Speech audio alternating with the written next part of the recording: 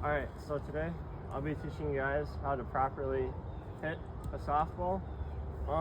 Hitting is probably the most important thing in softball just because it helps score base hits, and then once you get base hits and you run around, touch home, that's a point, and the more points you have than the other team, that's how you win. So hitting is really important, but it's also to keep in mind that it's probably one of the hardest things to do. So to put in perspective, professional baseball players and softball players, they probably only hit the ball 3 out of 10 times. So even the best athletes in the world still struggle to hit the ball. But today I'll be showing you how to correctly do your stance, grip, everything, so you have better chances of hitting it. So step number 1 you want to do is the stance, is the grip. So the most important thing with the grip is that you have a loose, your fingers are loose while holding it, and you want your, so whichever, so I'm a lefty batter, so my left hand will be on top of the bat, and then my right hand will fall under, and my right hand will be the one controlling the swing. But you want to make sure you have a loose grip in your fingers. You don't want to hold it really tight at all, because that causes your body to be tight. And like the softball coach said, a tight muscle is a slow muscle. So the more tight you are, the slower your swing will be. So you just want to have a loose finger in your hands. And then also she said that, so what you're gonna do is you're just gonna take hold like you're pulling. So act like you're grabbing a baseball bat with both hands. And then what I'm gonna do is just like pull it, and that's how your stance is gonna be. So that's like the kind of grip you want. That was just one of the things that she taught us. And then your stance. So what's important about your stance is you want to be about shoulder width apart, front foot facing that way, sideways to the pitcher, and there's 3 steps that you have to do to break down your stance. So the first step is lifting your elbows. So when you're ready to pitch, you want to lift your elbows. That's step 1. Step 2 is you want to place the bat in front of your chest, just like that. And then step 3 is you want to get ready. So 1, lift your elbows. 2, in front of your chest. And then 3 is get ready. So you guys can practice that. Just practice lift, chest, and then ready. So it's like 1, 2, 3. So we can go 1, elbow, 2, chest, and then 3, ready. Perfect. Step number 2 is swinging the bat. So when you swing the bat, you want to push off the back of your foot as the ball approaches, so that your weight comes on your front foot. So both of you can practice just pushing off your back foot and stepping like that. Just kind of just stepping down. Yep, perfect. Also, you want to keep in mind that when the softball is coming to you, you want to drive your front shoulder towards the ball. So if both of you can practice just bringing that front shoulder, acting like the ball is coming, and you just want to step into it and lead with that shoulder. One cue you can remember is front shoulder to the ball, hit the ball past the wall. So if you want to hit the ball far, make sure you step with that shoulder towards the ball. You guys can just practice it a couple times. Looks good. Perfect. Next is contacting the ball. So what you want to keep in mind is when you're contacting the ball, the inside pitches you're going to want to swing sooner, and the outside pitches you're going to want to wait on them a little bit. So inside pitch, you're going to cut a little bit quicker than you normally would. Outside pitches, you're going to wait a little bit and then swing. Another thing with that is one way, so the hips are an important part of contacting the ball. So they stay closed until contact, and then once you contact that ball, your hips kind of open up.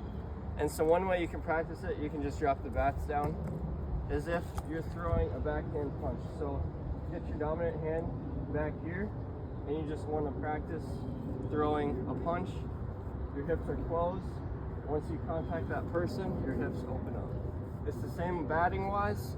It's like a backhand punch. Open up your hips. So you just practice that a couple times. Throwing a punch, opening the hips. Just like swinging a baseball bat. And then when you swing the bat, contact it, you want to open up your hands all the way through. Fourth step is following through on the swing. So after you successfully hit the ball, you're not going to want to just swing and then just keep your bat right here.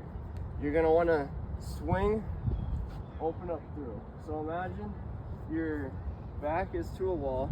When you swing, you're not going to want to keep the bat right there. You're going to imagine swinging through, making that bat hit the wall. So if both of you can practice that, just keep your back to the wall and imagine just hitting that wall behind you, getting that good follow through. Perfect. You know, a couple more times. And then try to put it all together too, to where you're leading in with the shoulder, putting that weight on your front foot, opening up the hips, and then just hitting that back wall. So you get that good follow through. Perfect. And then some common mistakes that people make. Obviously the tight knuckles, you don't want to do that. Tight muscle is a slow muscle.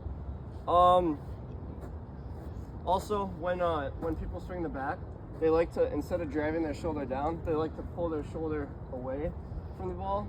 And what that does is it brings your head up, and so you always want to keep your eye on the ball. So bringing that shoulder down makes you always have that contact. If you bring it up, you can't see the ball, which is why a lot of people miss the ball when they swing. Also, another common mistake is that people wait too early or too late for the swings, which that's kind of hard to do. It's always good to get your timing down first, so you know different speeds, different pitches, so you can react to that faster. And then also just not following through on the swing. Following through provides more power on your contact, so you want to make sure that you're doing that. So the drill that I have for you is called the Happy Gilmore drill. So I can just demonstrate. You guys can just stand out here for a second. What it is basically, you have the ball on the tee and you're going to be about 2 steps back. So what this drill emphasizes is hand-eye coordination and also stepping through on the swing. So what you're going to do, take a couple steps back. The first step is with your back foot, take 1 step forward, and then with this foot, 1 step into it, and then just swing through. Just helping you drive that power through that leg stepping through.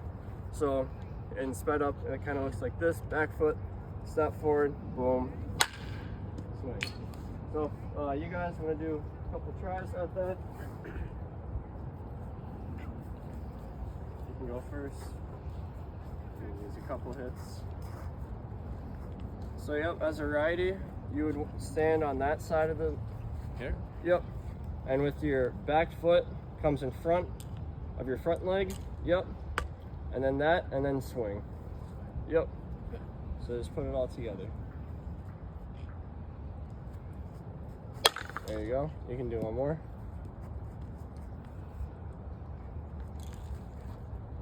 Wait. There you go. Perfect. All right, you can try. You got it. Here.